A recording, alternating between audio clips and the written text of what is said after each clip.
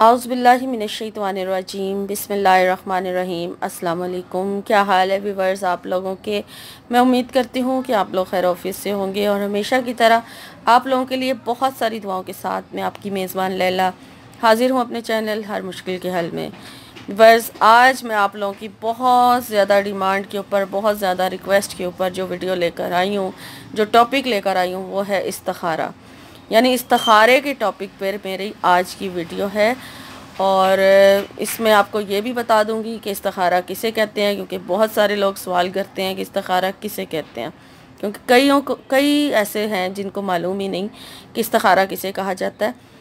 तो आज की वीडियो में मैं आपको ये भी बता दूंगी। ठीक है, तो पहले मैं अपने चैनल की रिक्वेस्ट करूं कि जो लोग पहली दफ़ा मेरे चैनल पर आए हैं उनको मैं एक तो वेलकम कहती हूं और उनसे रिक्वेस्ट करती हूं कि मेरे चैनल को सब्सक्राइब भी कर लें, बेल का निशान ज़रूर प्रेस कर लें, ताकि नई आने वाली हर वीडियो जो है अपलोड होने वाली उसका नोटिफिकेशन आपको मिलता रहे।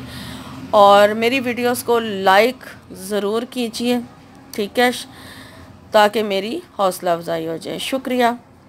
तो व्यूअर्स, आज का जो इस्तिखारे का टॉपिक है उसकी तरफ चलते हैं। इस्तिखारे के लिए मैं थोड़ा सा आपको वाज़िया कर दूं कि इस्तिखारा किसे कहते हैं। इस्तिखारा इसको कहते हैं कि जब आप किसी काम का इरादा करते हैं, ये हदीस में है कि जब तुम किसी का काम का इरादा करो, कसद करो, तो तुम अल्लाह से मशवरा करो। ठीक है, यानी कि अपना अल्लाह ताला के से मशवरा करना इस तरह से कि यानी कि जो तरीका मैं आपको बताऊंगी उस तरीके से मशवरा करना। अब इस तरह से कि आपने इस्तिखारा करके ये मालूम करना है कि ये काम जो आप करने चाह रहे हैं आपके हक़ में बेहतर है या नहीं है, यानी इस काम में आपके लिए खैर है या नुकसान है। तो हदीस में ये तरीका है कि हजूर पाक सल्लल्लाहु अलैहि वसल्लम ने फरमाया कि तुम जब किसी काम का कसद करो तो अपने रब से 7 बार इस्तिखारा करो।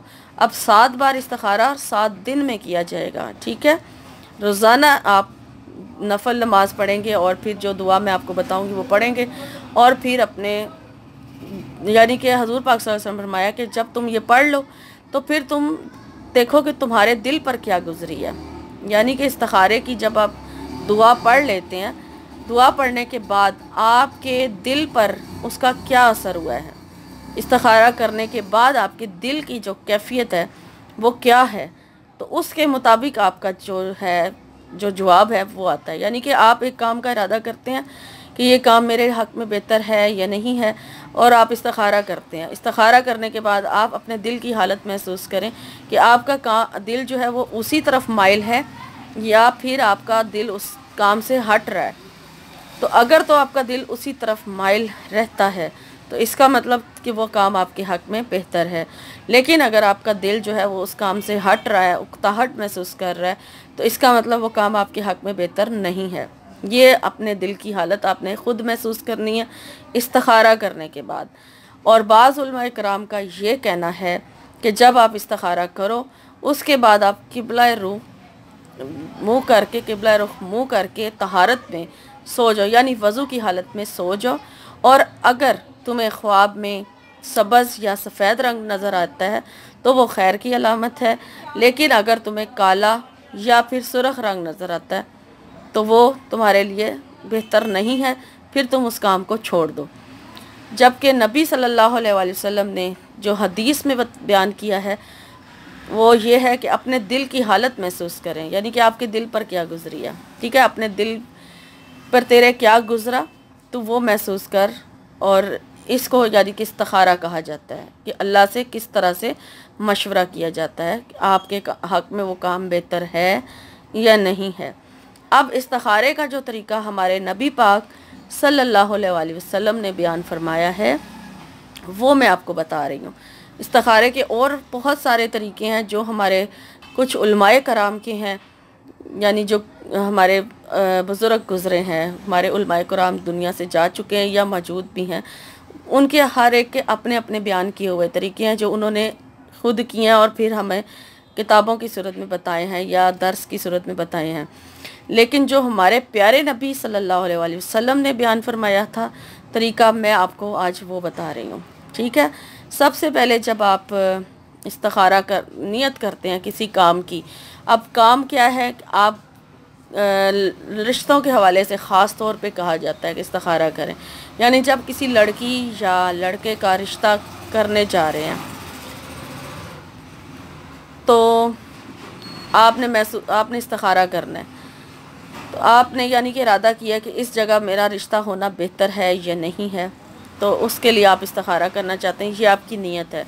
या फिर आप कोई कारोबार शुरू कर रहे हैं, आप चाहते हैं कि आप अल्लाह से मशवरा करें कि मैं ये जो कारोबार करने जा रहा हूँ ये सही है या मुझे लिए सही होगा या नहीं होगा, फिर आप इस्तिखारा करते हैं। और या फिर कहीं लंबे सफ़र पे जा रहे हैं तो आप इस्तिखारा करना चाह रहे हैं कि मुझे जाना चाहिए या नहीं जाना चाहिए, तो आप इस्तिखारा करते हैं। इस तरह के कामों में इस्तिखारा किया जाता है। तो सबसे पहले आपने 2 रकात नफल नमाज अदा करनी है, ठीक है। अब वज़ू कर लें, नफल नमाज अदा करें। नफल नमाज आपने उसी तरह से अदा करनी है जिस तरह से हम नमाज में नफल नमाज पढ़ते हैं। सूरह फातिहा के बाद आप कोई भी सूरत पढ़ सकते हैं, उसमें आपको जो भी सूरत लगती, आप सूरह इखलास भी पढ़ सकते हैं। उसके अलावा अगर आप कोई सूरत पढ़ना चाहें तो आप पढ़ सकते हैं। और 2 रकात नफल नमाज अदा करने के बाद आपने दुरूद शरीफ पढ़ना है, ठीक है। दुरूद शरीफ पढ़ें, 3 बार पढ़ लें, ज़्यादा बार पढ़ना चाहें ज़्यादा बार भी पढ़ सकते हैं। दुरूद शरीफ पढ़ लें और उसके बाद फिर आपने इस्तिखारे की दुआ पढ़नी है, जो मैं आपको यहाँ पर लिख के दे रही हूँ, तो आप इसको पढ़ लें, ठीक है। यहाँ से आप नोट कर सकते हैं इसको, जो यहाँ से शुरू होती है अल्लाहुम्मा इन्नी, ये वाली दुआ है, ये आपने पूरी पढ़नी है। इसको पढ़ने के बाद आपने फिर दुरूद शरीफ पढ़ना है और अपने जिस मकसद के लिए आपने इस्तिखारा किया है उसकी दुआ करनी है। दुआ करने के बाद आप मकसद की दुआ करके, जिस मकसद के लिए आपने इस्तिखारा किया है, तो फिर आप अपने दिल की कंडीशन महसूस करें, अपने दिल की हालत महसूस करें कि इस्तिखारा करने के बाद आपके दिल की हालत क्या है और आपके दिल पर क्या गुज़र रही है। या फिर आप उसी तरह से बग़ैर किसी से बात किए सो जाएं, ख्वाब में भी इशारा हो सकता है। और आपके वो जो मैंने आपको शुरू में इतनी डिटेल से बता दिया, दोबारा नहीं बताना चाहिए, वीडियो लॉन्ग हो जाएगी, आप उसको दोबारा सुन सकते हैं वीडियो को। उस तरीके से आपको महसूस करें कि आपको क्या महसूस हो रहा है, ठीक है। तो इस तरह से आपका इस्तिखारा हो जाएगा और लगातार 7 दिन तक इस्तिखारा करें, ठीक है, ताकि आपको अच्छी तरह से वाज़िया हो जाए, तो आपको वाज़िया हो जाए, ठीक है। तो इसलिए कम से कम 7 दिन तक लगातार आप इस्तिखारा ज़रूर करें। तो अब मैं उम्मीद करती हूँ कि आपको अच्छी तरह से इस्तिखारे का मतलब वाज़िया हो गया होगा कि इस्तिखारा किसे कहते हैं और कैसे करना है। वो तरीका भी मैंने आपको बता दिया है और ये तरीका हमारे प्यारे नबी सल्लल्लाहु अलैहि वसल्लम ने जो बताया था, मैंने आपको वो आज की वीडियो में बताया है। इसके अलावा जो और तरीके हैं इस्तिखारे के, वो भी मैं वीडियोस बना दूंगी, उनके ऊपर भी फिर आप लोगों को जो बेहतर लगे आप वो इस्तिखारा कर सकते हैं। तो आज के लिए बस इतना ही। तो मैं आप लोगों से इजाज़त चाहूँगी, इंशाअल्लाह ताला मेरी नई वीडियो में आपसे मुलाकात होगी। तब तक के लिए आप अपना और अपनों का बहुत सारा ख्याल रखिएगा और मुझे अपनी दुआ में याद रखें। शुक्रिया। अल्लाह हाफ़िज़।